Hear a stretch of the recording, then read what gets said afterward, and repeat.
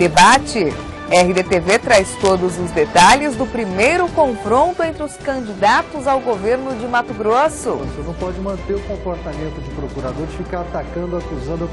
E ainda uma entrevista com o presidente do Sindicato dos Servidores Penitenciários do Estado, João Batista de Souza. Veja esses e outros destaques no RDTV desta terça-feira, dia 26 de agosto, que começa agora.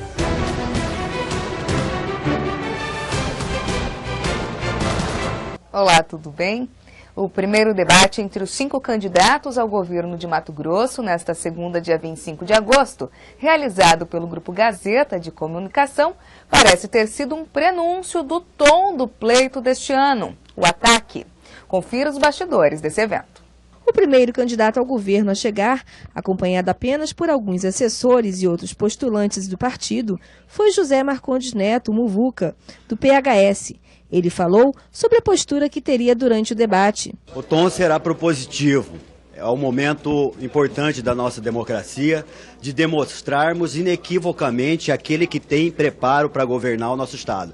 Nós iremos fazer um debate de propostas, de ideias. O candidato do PDT, Pedro Taques, chegou quase na mesma hora em que o adversário do PSD, José Riva, que passou rápido enquanto a imprensa entrevistava o senador. Mostrar propostas para que o cidadão possa escolher dentre os candidatos existentes. Qual será o tom desse debate? O tom propositivo, né? Nós vamos mostrar que temos as melhores propostas, apenas isso. Com o debate iniciado, o prefeito Mauro Mendes, do PSB, tentou sair despercebido, mas não escapou das perguntas dos jornalistas e foi questionado sobre o horário do expediente. O debate está sendo bastante tranquilo, eu vejo que os candidatos estão tendo algumas oportunidades de falar um pouco sobre os temas mais relevantes aí, né, que interessa ao eleitor mato-grossense e certamente alguns temas extra-pauta, como nós poderíamos chamar, né, que se refere aí às vidas pessoais ou pregressas dos candidatos, mas que também podem e devem ser debatidas. O senhor não tem horário de serviço, prefeito?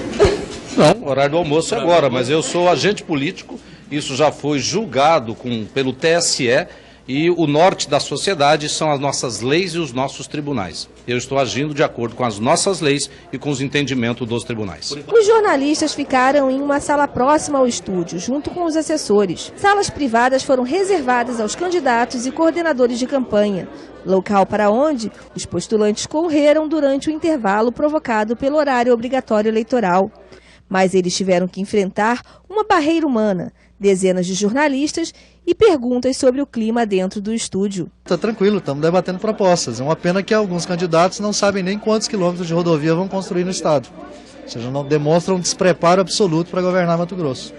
Nós temos um programa de metas com propostas objetivas para o nosso. O senhor acha que o senador Taques age como procurador e não como... Continua agindo como procurador, só sabe apontar dedo, acusar, atacar os outros, mas não apresenta proposta para quem quer ser governador, para quem quer ser chefe do Poder Executivo. Esse comportamento de procurador, se virar governador, vai travar o Estado e nós vamos sofrer muito com isso. Atacado pelos adversários, especialmente no final do debate, Taques disparou. Tem jogo combinado, né? Quanto à colocação do Riva, que o senhor devia ter feito mais no Senado? Sim, eu sou o senador que mais apresentou o projeto.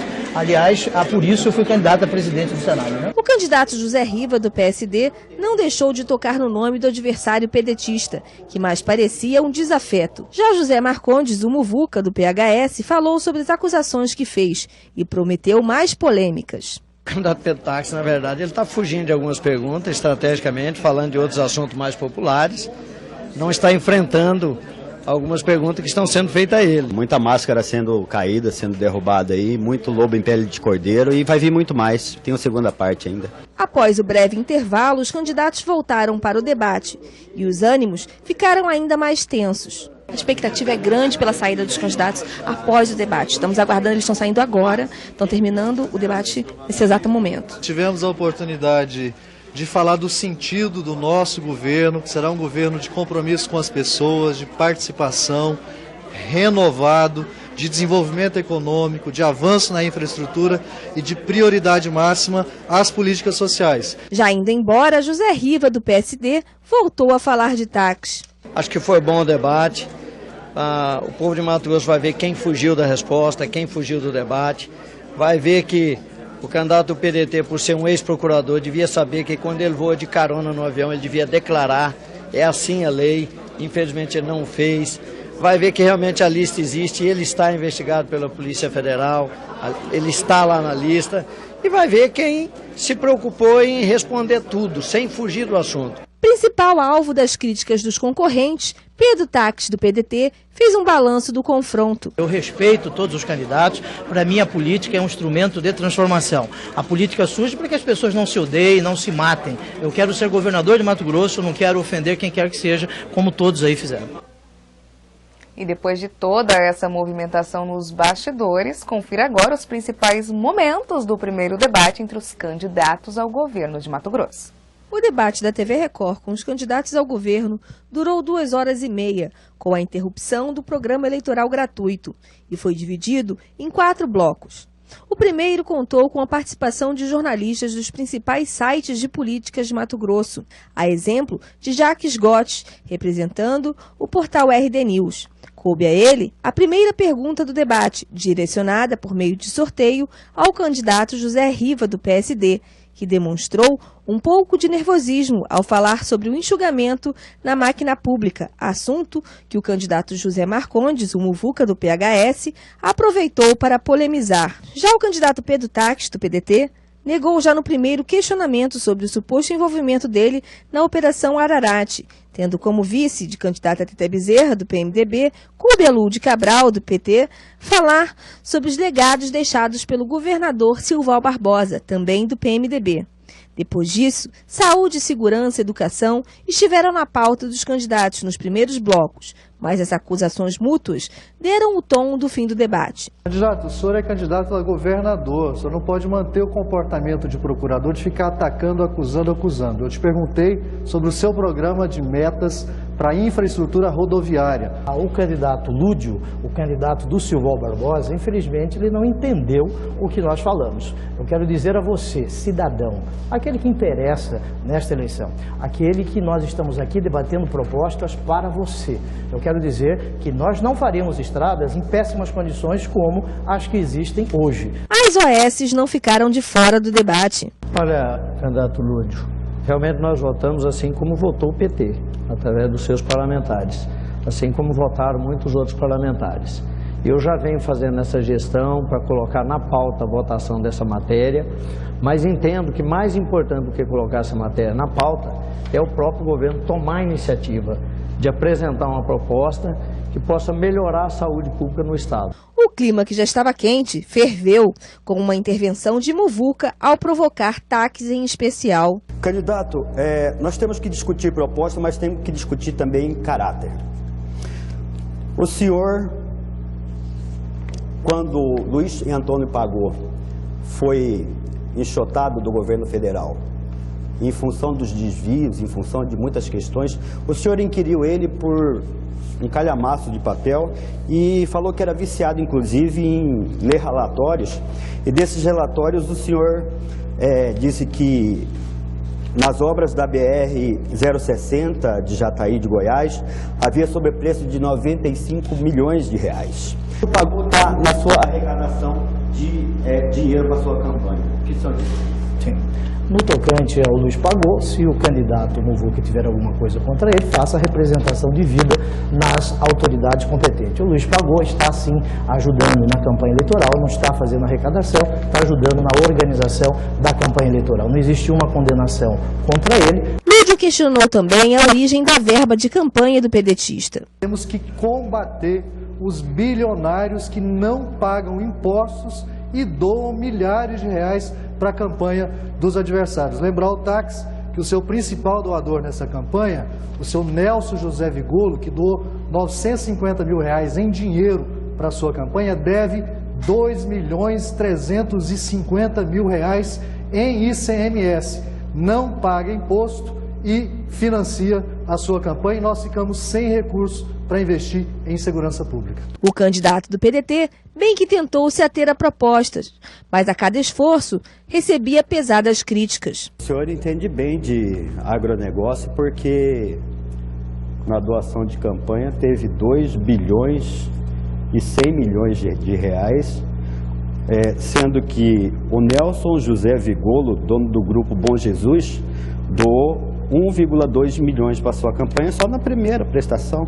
E o Eraí doou 900 milhões, é a mesma panelinha, dando 2 bilhões e 6. É lógico que o senhor tem que defender essa turma aí que são os futuros chefes do senhor, caso o senhor, no hipotético eventual governo, né, se mostrando aí o maior laranja da história política de Mato Grosso. Mas quando questionado sobre a atuação que teve como senador, Taques não perdeu a oportunidade de contra-atacar o social-democrata, que teve a candidatura impugnada pela Justiça Eleitoral. Eu apresentei e consegui aprovar um projeto que é muito importante, não só para o Mato Grosso, mas para o Brasil. Transformar a corrupção em crime hediondo, para prender político corrupto. Este projeto foi aprovado em razão das manifestações dos meses de junho e julho. Aparentemente desconfortável, José Roberto do PSOL parecia mais alheio aos intensos embates e, visivelmente desconfortável, recorreu à leitura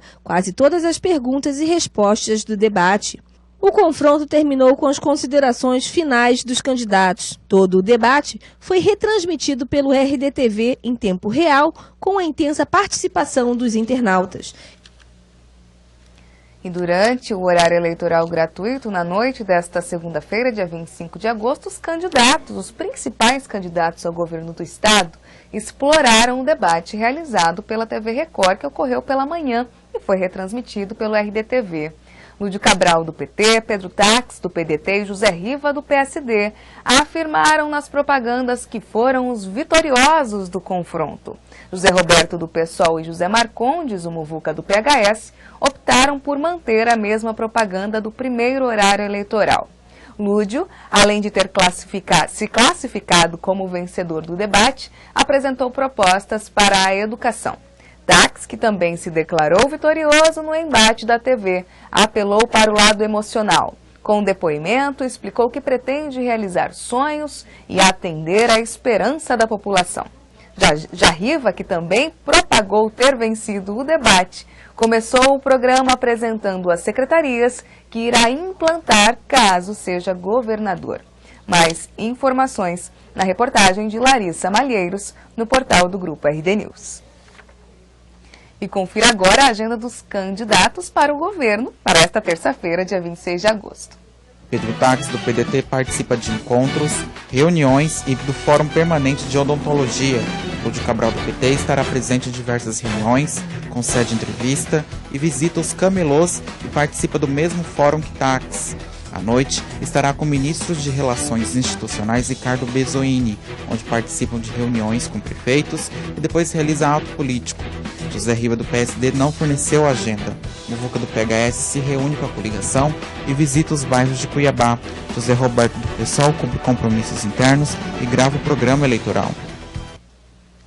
E o ministro de Relações Institucionais, Ricardo Bezoini, do PT, estará em Cuiabá nesta terça-feira, dia 26 de agosto, para participar de ato político que reunirá prefeitos e vice-prefeitos dos partidos que integram a base aliada da presidente Dilma Rousseff. O presidente estadual do PT, William Sampaio, que também é coordenador-geral da campanha da presidente em Mato Grosso, explica que o ministro falará aos gestores municipais sobre a importância em reeleger Dilma. Além disso, Bezoini deverá manifestar apoio à candidatura de Lúdio Cabral ao governo do estado. A tendência é que lideranças de outros partidos, como PDT e PP, compareçam ao ato político, como os progressistas Eraí Maggi e Carlos Fávaro. Mais informações na reportagem de Camila Cecílio, no portal do Grupo RD News. E você não saia daí, porque na volta temos ao vivo uma entrevista com o presidente do Sindicato dos Servidores Penitenciários de Mato Grosso, João Batista de Souza. Eu convido você a participar desse bate-papo, lógico, enviando seu questionamento por meio do endereço tv.rdnews.com.br. Acesse o chat. Mas antes, uma breve previsão do tempo. O dia deve permanecer nublado. Faz 24 graus na capital. São 8 horas e 46 minutos. Vejo você em instantes no portal do Grupo RD News e também na TV Mato Grosso, no canal 27.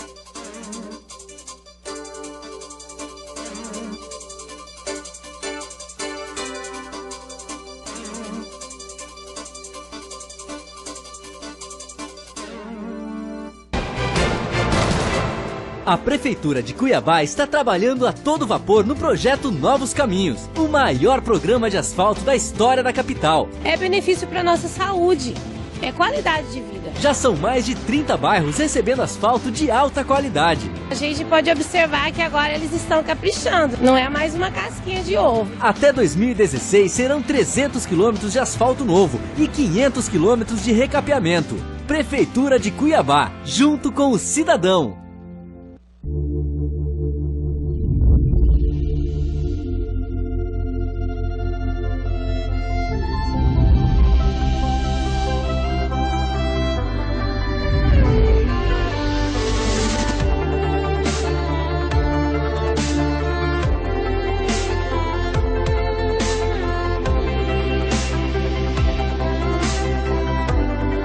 Alphaville Buffet, sua primeira escolha.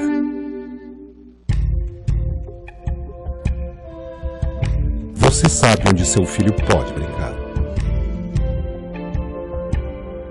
Ele não. Evite os acidentes domésticos. Uma campanha Unimed Cuiabá. No mundo atual, a velocidade da notícia anda no tempo do próprio acontecimento. E você analisa, opina, busca, atualiza, onde quer que você esteja. A notícia tem que estar na sua tela, na palma da sua mão e onde você quiser. Um site de notícias só é completo quando você pode compartilhar, assistir e participar dos acontecimentos. RD News, RD TV e blog do Romilson. Jornalismo político e interativo. Leia, assista e opine. A Prefeitura de Cuiabá está trabalhando a todo vapor no projeto Novos Caminhos, o maior programa de asfalto da história da capital. Eu já moro aqui há 20 anos e nunca foi feito um trabalho desse aqui. Já são mais de 30 bairros recebendo asfalto de alta qualidade. E é um asfalto muito bom, não é aquela casquinha de ovo que nem se diz, não. Até 2016 serão 300 quilômetros de asfalto novo e 500 quilômetros de recapeamento. Prefeitura de Cuiabá, junto com o cidadão. Quer ver sua cidade melhorar? Mande uma mensagem para a Prefeitura. Instale em seu smartphone o Colab, um aplicativo gratuito que liga você aos gestores da cidade. Você pede melhorias, interage e recebe respostas dos órgãos públicos. Acesse www.colab.re. Suas ideias e o trabalho da Prefeitura vão se conectar. Prefeitura de Rondonópolis. Avançar é o nosso compromisso. De volta com o RDTV e ao lado do presidente do Sindicato dos Servidores Penitenciários de Mato Grosso, João Batista de Souza.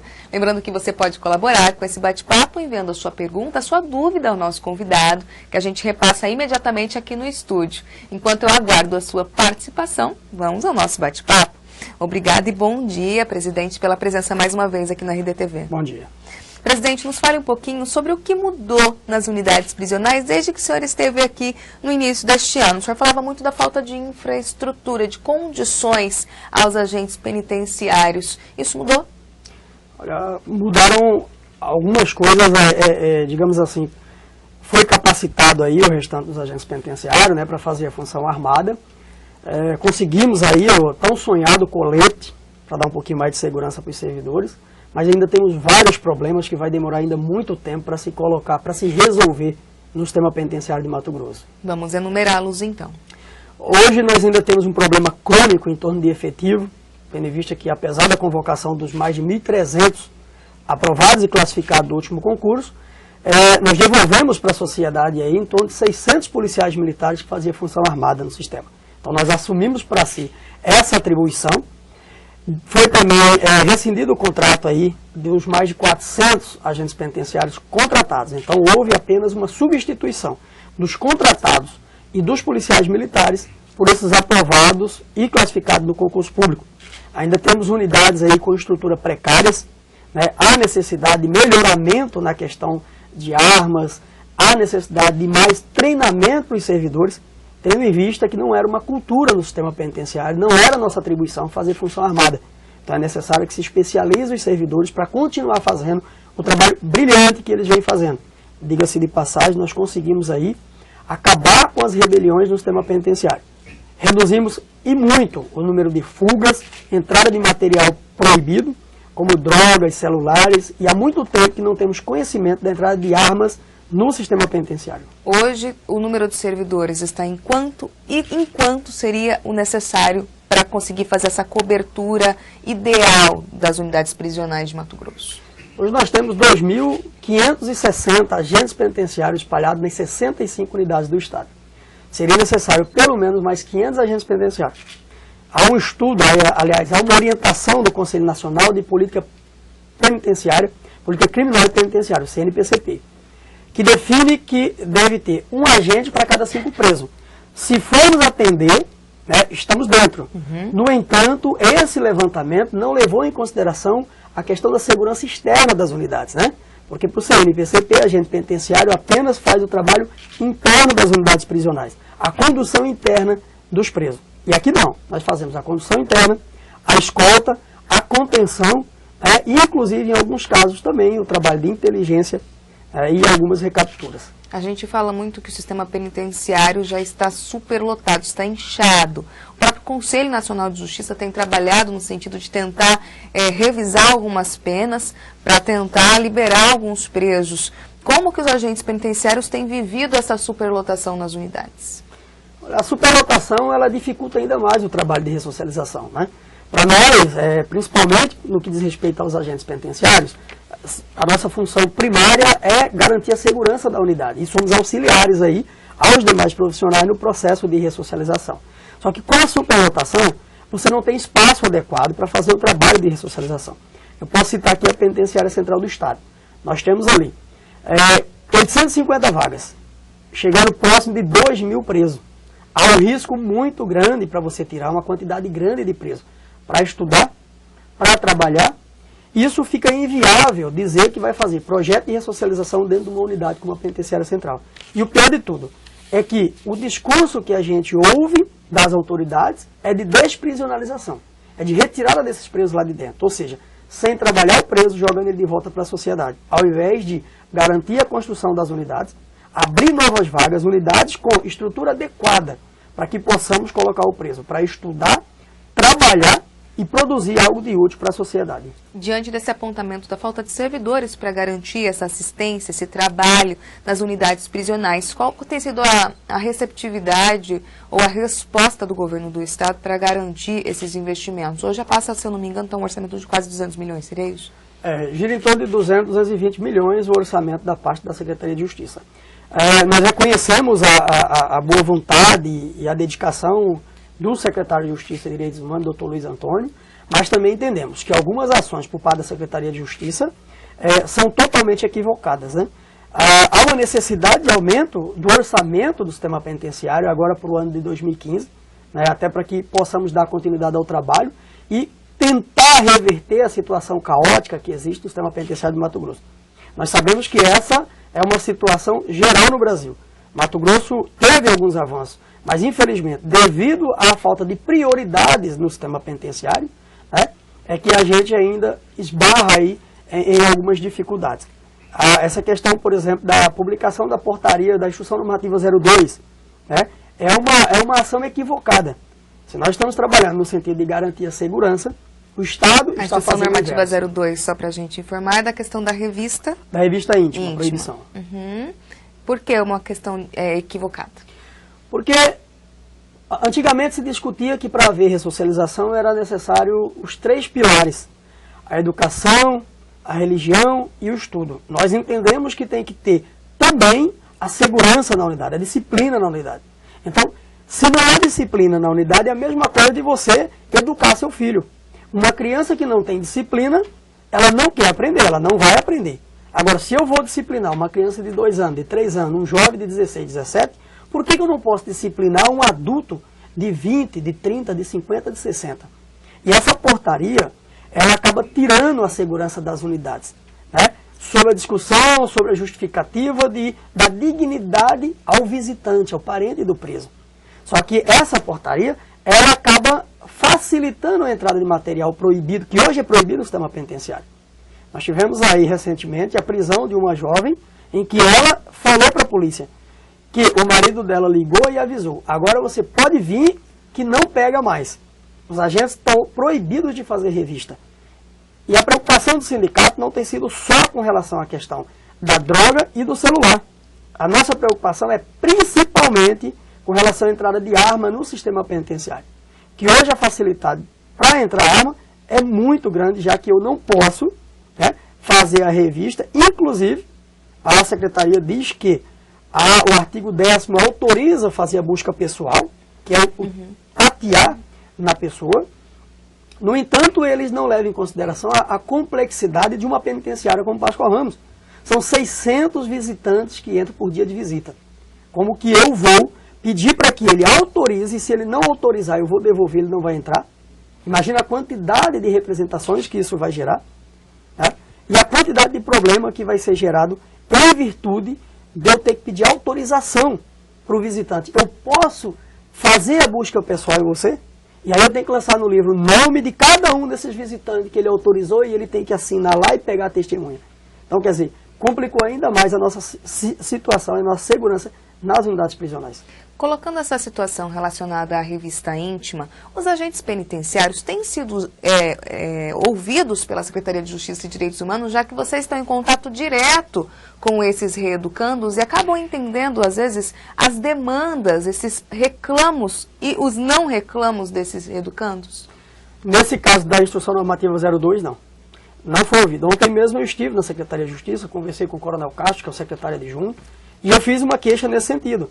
Olha, vocês não ouviram o agente penitenciário que está lá na ponta tirando o plantão para dizer se isso era execuível na unidade.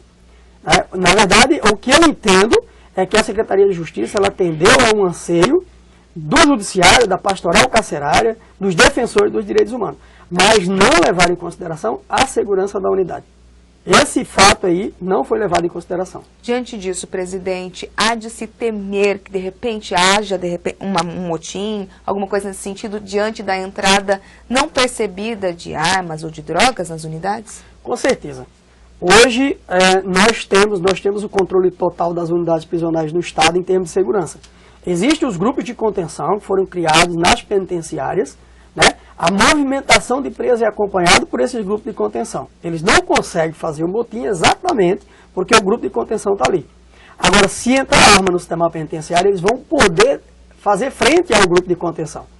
Não tem rebelião no sistema penitenciário aí há mais de 8 anos. Motins, ano passado nós não tivemos registro e esse ano não tivemos registro de motim no sistema penitenciário. Algumas fugas, né, que foram reduzidas inclusive. Mas se entrar arma no sistema penitenciário, não tem como os grupos de contenção segurar esses presos. Isso a gente falando do poder de colaboração dos visitantes em levar armas ou drogas para dentro das unidades. Mas a gente também sabe de casos, de registros, de agentes colaborarem com esse tipo de situação. Como que o sindicato tem trabalhado nesse sentido? Eu sou favorável não só à revista ao visitante, como ao servidor também. Foi, inclusive, amplamente divulgado no início desse ano a prisão de um servidor na penitenciária central. Nós temos equipes de inteligência nas penitenciárias do Estado, e essas equipes elas vão fazendo o levantamento, inclusive houve presos e houve servidores, e vão investigando. Tanto que aquele agente penitenciário que foi preso, ele foi preso pelos próprios agentes penitenciários, que já estavam investigando ele há bastante tempo. Esse ano foram presos 3 agentes penitenciários no sistema penitenciário, dos quais 2 foram presos pelos plantonistas, pelos agentes penitenciários plantonistas, e o terceiro foi preso numa operação conjunta da Polícia Militar e os agentes penitenciários da Penitenciária Mata Grande. E, além disso, esse agente responde a algum processo? Como que funciona? Responde ao processo e, com certeza, agora compete à Secretaria de Justiça, a Corregedoria, né, fazer com que esse servidor responda e seja exonerado, seja demitido do caso.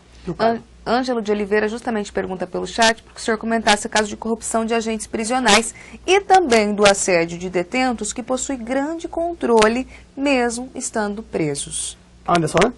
Ângelo, a corrupção no sistema penitenciário ela não é diferente de nenhuma outra instituição. Nós temos tentado cortar na própria carne, aqui no estado de Mato Grosso, exatamente para moralizar o sistema penitenciário. Que nem eu falei agora há pouco. 3 agentes penitenciários foram presos esse ano aqui, tentando levar produto não permitido para dentro das unidades prisionais. Eu garanto para você que se o Estado continuar fazendo os cursos de inteligência que está sendo realizado, se o Estado der estrutura ao sistema penitenciário suficiente, a gente consegue abolir do sistema penitenciário esses maus profissionais. O assédio dos presos, as ameaças, que a princípio eles assediam financeiramente. Quando ele vê que o servidor ele não vai sucumbir, né, à questão financeira, ele ameaça. Ele faz as ameaças de morte ao servidor, aos seus familiares. Mas não é uma prática no sistema penitenciário, não é uma regra, é uma exceção. E nós temos trabalhado para que seja abolido essa prática no sistema penitenciário. Como os agentes têm trabalhado no sentido de averiguar, por exemplo, o uso de drogas dentro dos presídios? A gente sabe de relatos e denúncias onde isso acontece. Como que os agentes têm trabalhado no sentido de buscar, denunciar? Como tem sido feito isso? Olha, até alguns anos atrás existia uma máxima das autoridades da segurança pública de que cadeia tinha que ter droga porque acalma. Isso, na verdade, é uma filosofia burra. E nós estamos combatendo isso, tanto que a imprensa tem mostrado. As penitenciárias, principalmente aqui da capital, têm realizado diversas operações aí no sentido de retirar essa droga e celular de dentro das unidades. Nós temos aí ameaças constantes contra direções de unidades, contra servidores, a necessidade de uma vez ou outra estar remanejando o servidor de uma unidade para outra, porque ele fica muito visível, né, quando ele começa a bater muito de frente. Quando os servidores, diferente do que acontecia há muito tempo atrás, que não tinha esses grupos de contenção, o servidor percebia que um preso estava fazendo uso do celular e você tinha que fazer de conta que não estava vendo, porque não tinha respaldo e ele não tinha estrutura para ir lá dentro, buscar aquele celular e procurar outros. Hoje ele faz isso. Há uma constante ameaça contra os servidores, mas nós temos resistido, né, e temos segurado. Nós temos ameaça a diretores, a servidores, inclusive a mim, como presidente do sindicato. Temos vários boletins de ocorrência registrados de ameaça de morte, mas foi para isso que nós fomos, nós concursamos para isso, nós estudamos para isso e é para isso que estamos no sistema penitenciário. Diante dessa filosofia que o senhor citou, de que às vezes o uso de droga era usado nas penitenciárias para acalmar os reeducandos, não há nenhum trabalho dentro das unidades prisionais no sentido de recuperar esses dependentes químicos? Não, tratamento dentro das unidades prisionais não tem. É o que eu falei, se tivéssemos unidades estruturadas o suficiente, com certeza estaríamos trabalhando nesse sentido. Não é o que acontece hoje. O que nós trabalhamos hoje dentro do sistema penitenciário é a retirada dessa droga. Mas eu acredito que com as unidades segura, disciplinada, tem como criar setores separados dentro dessas unidades para fazer o tratamento. Mas aí parte do princípio do investimento. Não há como fazer nenhum trabalho, nem no sistema penitenciário, em nenhuma outra secretaria, se não tiver investimento. Tudo parte do recurso financeiro. Outra questão ligada à estrutura diz respeito à estrutura sanitária das unidades prisionais, as condições básicas de saneamento. Inclusive, a gente teve ano passado mais divulgado até um surto de tuberculose. Como os agentes têm trabalhado nesse sentido, em levar essas demandas para a Secretaria de Justiça e Direitos Humanos? Olha, existe um setor dentro da Secretaria de Justiça, né, que fiscaliza essa situação. Inclusive, nós temos lá uma agente penitenciária, se não me engano, são 2 profissionais que são especializados nessa área, né, e inclusive já acompanhei eles em algumas penitenciárias, mas como eu falei, há necessidade de um investimento maior para que se corrija. Há uma superlotação. As estruturas não foram criadas para atender 2.000 presos, por exemplo, como o Pascoal Ramos aqui. O esgoto não suporta, as fossas não suportam. Há uma situação de risco lá dentro exatamente por isso. A gente estava falando agora há pouco sobre a situação do Centro de Ressocialização e da Penitenciária Central. Pelo fato de sair o maior número de presos no CRC para trabalhar, então eles respiram mais o ar fora. Na Penitenciária Central, a ociosidade é maior. Os presos, um cubículo que era para ter 8, tem 30, facilita a proliferação de doenças como a hanseníase, a tuberculose e a própria AIDS. E isso, com certeza, reflete no servidor. Nós temos alguns servidores hoje afastados, fazendo tratamento, inclusive, para tuberculose, para hanseníase. Nós temos servidor que não retorna mais a trabalhar, que está há 8 anos no sistema penitenciário, está com hanseníase crônica, e ele não tem mais a menor condição de retorno. Sofre dores constantes de uma doença que ele adquiriu dentro do sistema penitenciário. A Secretaria de Justiça e Direitos Humanos, assim como a de Segurança Pública, por meio da comunicação do governo do Estado, tem feito muita propaganda, falando dos investimentos, de efetivos. O próprio secretário de Justiça e Direitos Humanos tem anunciado a construção de novas unidades prisionais. Mas isso, de fato, corresponde à realidade, reflete no trabalho dos agentes prisionais? Olha, como eu falei no início, eu reconheço há um esforço por parte do secretário de Justiça, mas infelizmente ainda há muito a se fazer. Reconheço a questão da compra dos coletes, há um certo investimento mínimo que está sendo realizado no sistema penitenciário, mas está longe do ideal necessário. A questão da saúde no sistema penitenciário ainda é um problema muito sério, não só para os presos, para os servidores, para os familiares e para toda a sociedade, tendo em vista que aqueles familiares saem de lá de dentro da unidade e trazem essa doença aqui para fora. Então há muito e há uma necessidade urgente de se aumentar, além da questão do efetivo, se melhorar as estruturas nas unidades. E com relação à construção de unidades, se pegar aí de 4 anos para cá, apenas uma unidade foi inaugurada, que foi o CDP de Pontes e Lacerda.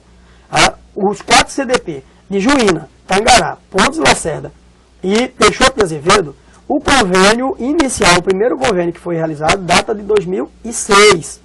A unidade de Várzea Grande, o convênio inicial era de 2007. E até hoje o Estado não consegue construir. Nós entendemos que o governo federal burocratizou muito essa questão das certidões, das construções. Depois veio o RDC, o regime diferenciado de contratação. Mas nós imaginávamos que com a publicação do RDC, iríamos conseguir fazer a construção dessas unidades. Ou melhor, a Secretaria de Justiça ia conseguir executar a construção dessas unidades. E mesmo assim, não conseguiu. Pelo menos é o que se propaga, né, presidente? É o que se propaga, mas infelizmente não consegue executar. A gente vai ver o ano que vem, o doutor Luiz Antônio, o coronel Castro vão estar deixando a Secretaria ou não, depende muito do governo que está entrando, e quando for o ano que vem, a gente vai ouvir o mesmo discurso que foi feito em 2012, 2013 e 2014. Que estamos trabalhando convênios, conseguimos convênios lá em Brasília, né? Inclusive foi falado desde o ano passado para cá, do recurso para a construção de mais 5 unidades aqui no estado de Mato Grosso. Ano que vem nós vamos ouvir novamente. E há 5 anos atrás, quando foi falado, aquelas unidades que falaram que ia ser construído não foi construído. O que o senhor acha que falta? Olha, eu entendo que existe uma burocracia muito grande ainda por parte do poder público devido a todos os casos de corrupção. Mas eu acho que há necessidade também de se cobrar, priorizar mesmo daqueles que ficam responsáveis, né, para dar uma resposta, um feedback urgente, seja aí o judiciário acionando o executivo, né, seja o próprio executivo acionando a sua assessoria, né, mas há necessidade de se apontar de quem que é a culpa nesse momento. Ângelo de Oliveira pede para o senhor comentar a reeducação dos detentos, se existe algum programa em funcionamento. Já falou do caso da Penitenciária Central, comparando com o Centro de Ressocialização de Cuiabá. Nos fale um pouquinho se há algum programa de trabalho, né, de ambientação desses presos para o trabalho em alguma dessas unidades. Ângelo, na verdade nós temos aí várias unidades no estado de Mato Grosso que tem alguns projetos muito bons aqui.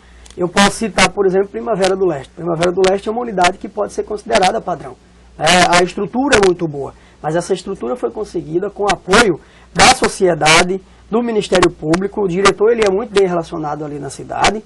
Nós temos várias outras unidades onde a direção da unidade, em conjunto com os servidores, buscam apoio, né, e conseguem, inclusive, firmar convênio com prefeituras, com empresas, para a saída desses presos. Em Rondonópolis, existia um projeto em que os presos saíam, né, para trabalhar na empresa de saneamento. Lá em Água Boa, os presos saíam para uma empresa de reflorestamento.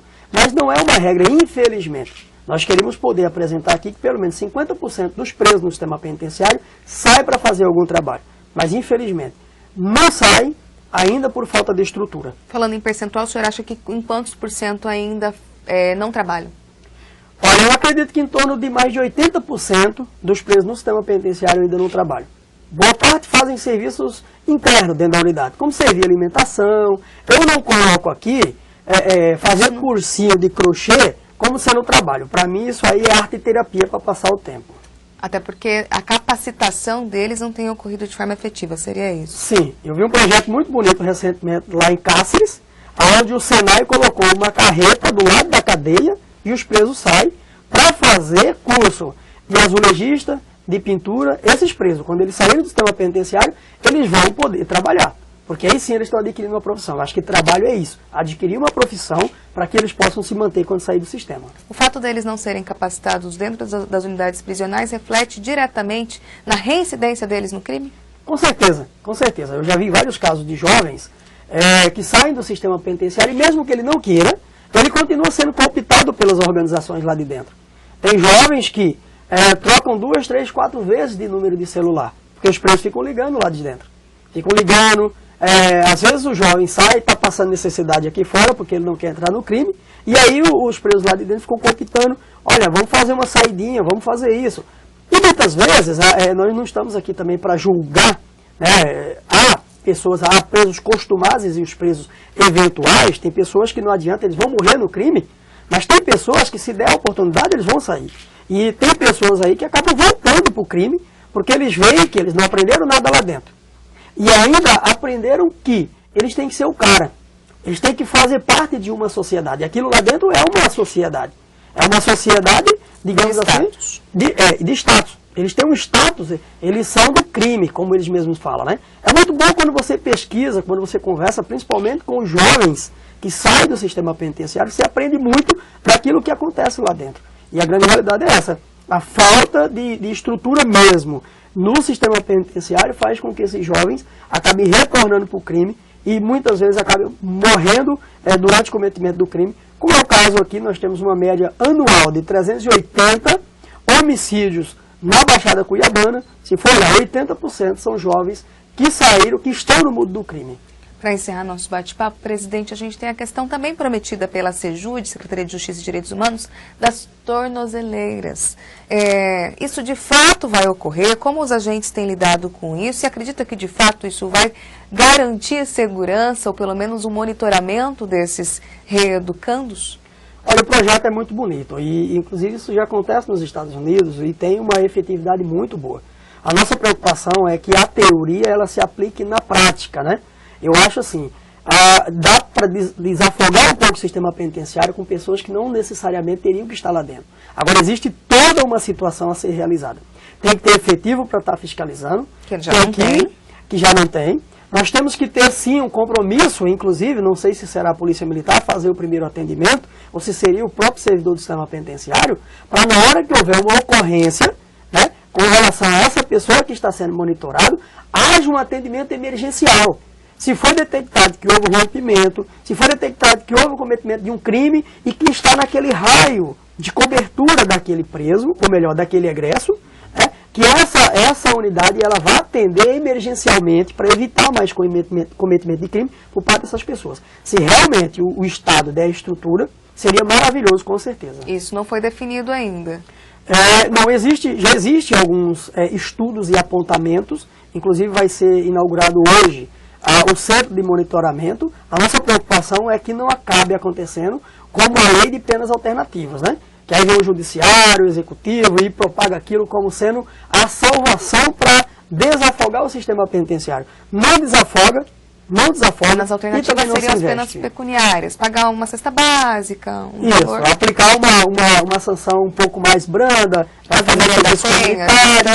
Isso. O caso Maria da Penha, por exemplo, a tornozeleira eletrônica, com certeza, se for feito do jeito que foi proposto, vai com certeza salvar vidas e evitar agressões aí às mulheres. Até porque tem 2 aparelhos que não podem chegar próximo de um raio ali. Então, para isso, é necessário esse monitoramento. Exatamente, tem que ser muito bem monitorado. E tem que ter a pronta resposta. Se houver realmente, for detectado ali, que a pessoa se aproximou do outro, uma viatura vai lá urgente para poder salvar a vida daquela vítima. O senhor foi reeleito presidente do sindicato para os próximos 3 anos. Para encerrar nosso bate-papo, qual é a situação, a demanda que não pode deixar de ser realizada pelo governo do Estado? Olha, nós trabalhamos no sentido de trazer para a gente as atribuições que eram realizadas por outras instituições, como a Polícia Militar, a Polícia Civil e outras, né? Então, assim, nós assumimos a responsabilidade de lutar junto ao governo do Estado para melhorar o sistema penitenciário. Mas há necessidade também de que o governo do Estado ele invista no sistema penitenciário.